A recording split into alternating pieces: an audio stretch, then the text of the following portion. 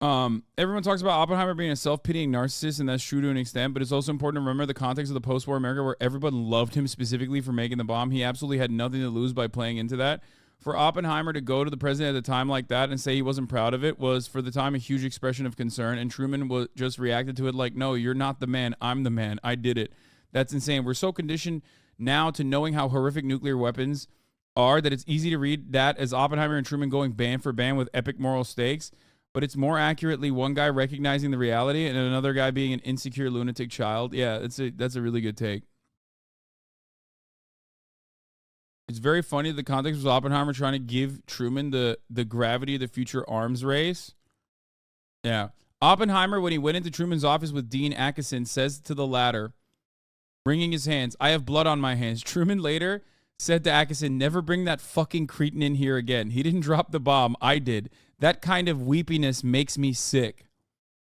He did put that in there. He called him a pussy. Truman calls Oppenheimer in the movie just straight up. He's like, don't bring that pussy in here ever again. Which was pretty funny.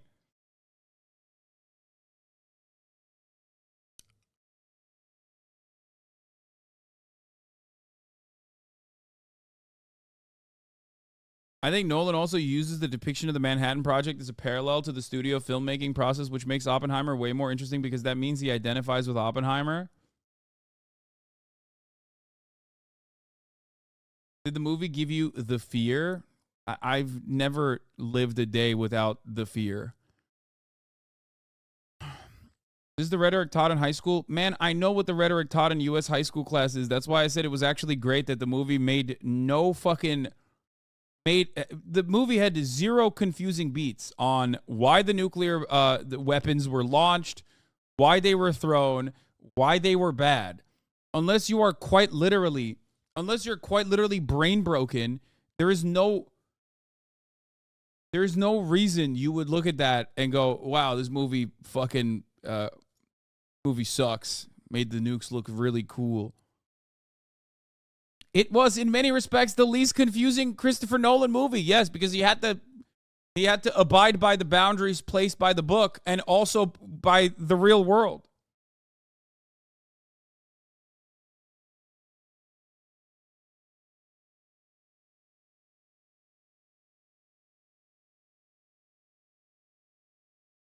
Barbie or Oppenheimer? I mean, it's more Oppenheimer's more for me. I did enjoy Barbie a lot.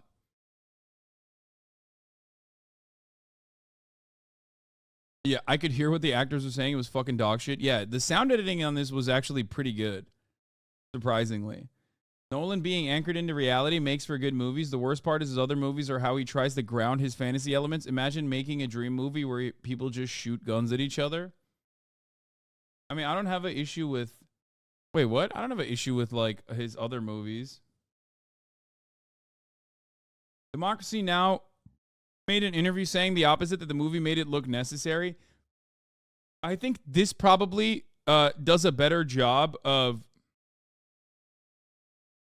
this does a better job of basically showing or that is my conflict with it as well. People in the chat are like, well, that's what he actually thought, and he was like legitimately conflicted. I know, but the only aspect of it that I have an issue with is that you still, I guess you could highlight more the counter to like why it wasn't necessary. I think they did a decent job of showing that it wasn't necessary, but I think that it could have been highlighted a little bit more. Um, that's it.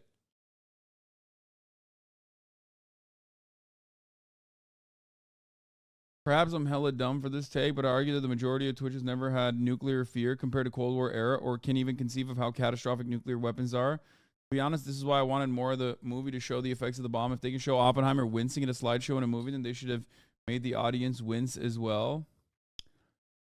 I don't know.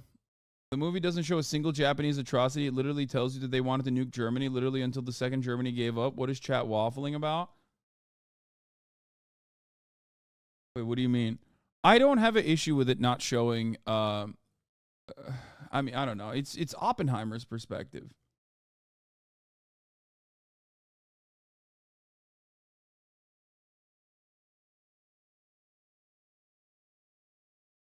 I think it maybe my expectations of Hollywood are that there's never any criticisms of the military industrial complex, and it's usually expressly anti-communist.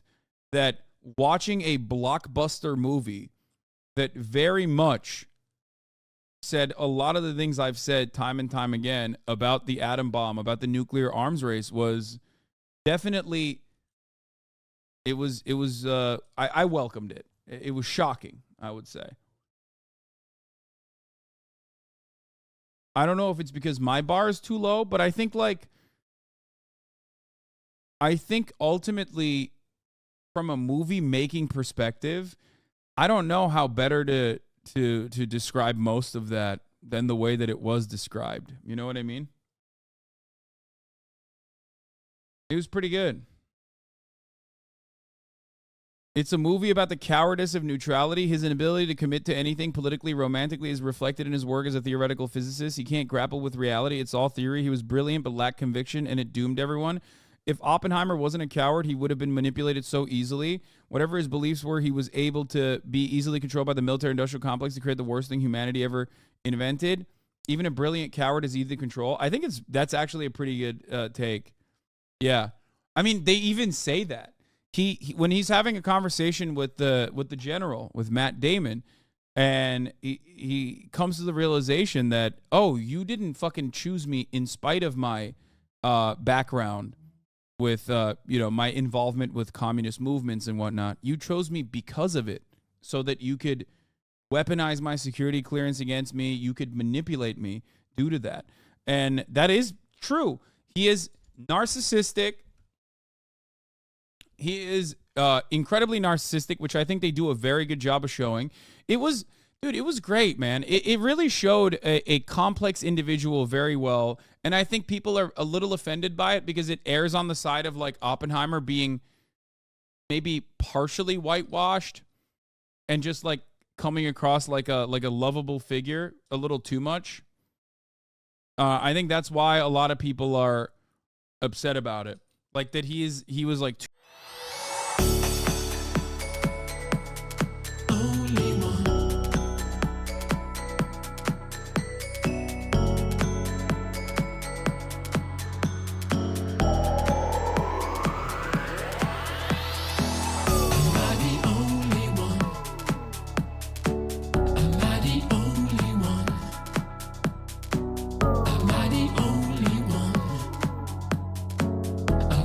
remorseful, and it didn't lend enough credence. Like it was left up to interpretation that like you were supposed to possibly think that Oppenheimer was a egomaniacal, narcissistic person, and that was what drove him to continue on the project potentially of building this weapon, even though he knew damn well that it would be world ending. The only time when that's like really mentioned outside of like the subtext is when the villain Strauss says it openly.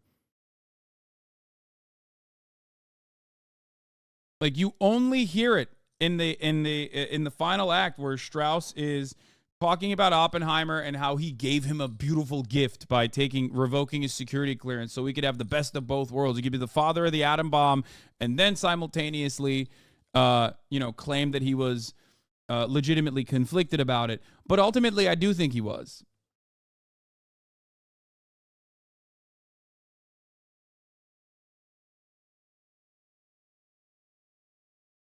Did you hear Cillian Murphy ate one almond a day while playing the role? I did not, but he looked real fucking skinny, so maybe.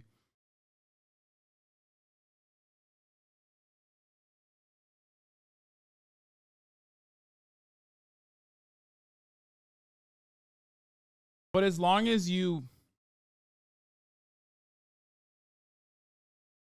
how did they show his narcissism? I didn't see that when I watched it. Egotistic, but not narcissistic. What do you mean? Dude, he very much loves being the guy in power. He very much he fucking ruins marriages. Like he's clearly a self-interested person. What are you talking about? They did a very good job of showing that, I think. But how that plays a role in the development of the atom bomb or like what his own personal narcissistic desires and how that came about, that was left up to interpretation in many respects. So that's a little interesting.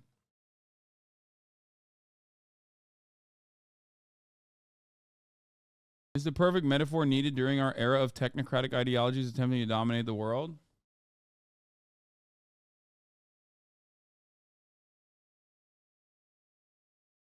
You can be conflicted about developing the atom bomb and be driven by ego to develop the first. You can be conflicted about developing the atom bomb and be driven by ego to develop the first nuclear bomb and have his name written in history.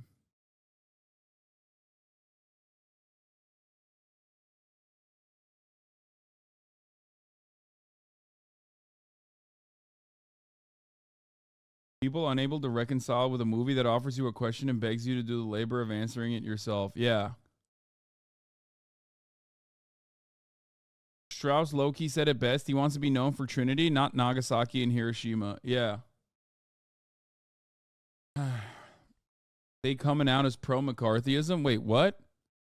P.S. Spoilers. While his trial was, of course, grossly unfair, I also would have pulled Oppenheimer's security clearance 100%. He did not take national security seriously and had too many ties to the Communist Party.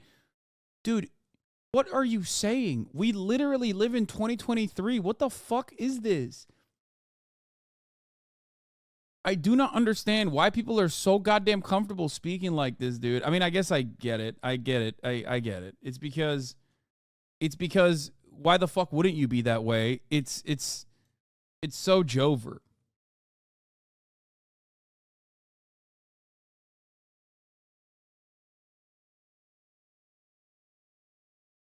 It's so fucking Jover.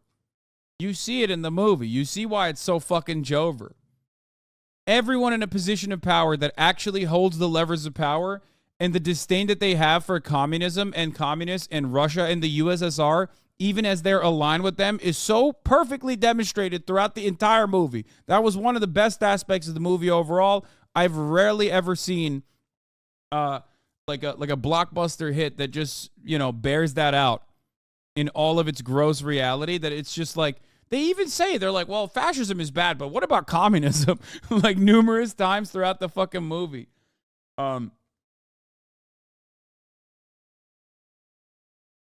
There's also an interesting commentary about class position and conditions. Like, even though he had these leftist leanings, he had the upbringing and talent to study quantum physics and build the bomb. It's almost like it was his fate to betray the left because of his class position of wealth and elite education. Did you see any of that? Not necessarily. The thing that I did see was something that is very real, which is that a lot of fucking Berkeley students and a lot of rich people back in the day were openly supportive of communist movements, and that has completely gone away in the aftermath of what that lady was talking about, the Red Scare and McCarthyist propaganda and also actions. So that was kind of interesting and kind of cool to see. It doesn't matter what your background is. I mean, even Oppenheimer's wife's first husband comes from a very wealthy, affluent background and is spending his life fucking promoting the Daily Worker, okay? Like, you have to understand, it doesn't matter what your class position is if your ultimate goal is still to uplift the labor movement. And we don't even fucking see that anyway, because we don't even have workers who care about their class position, let alone fucking class traders in the capital owning class.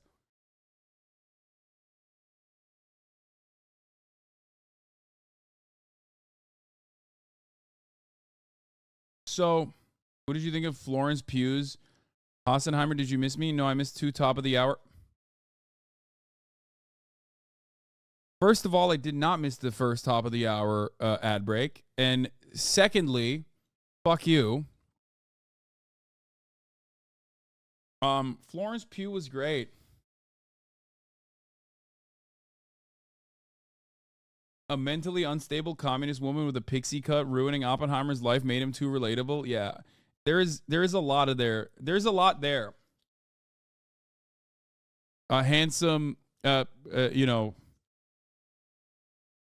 handsome, brilliant communist who just lays pipe. Or Marxist.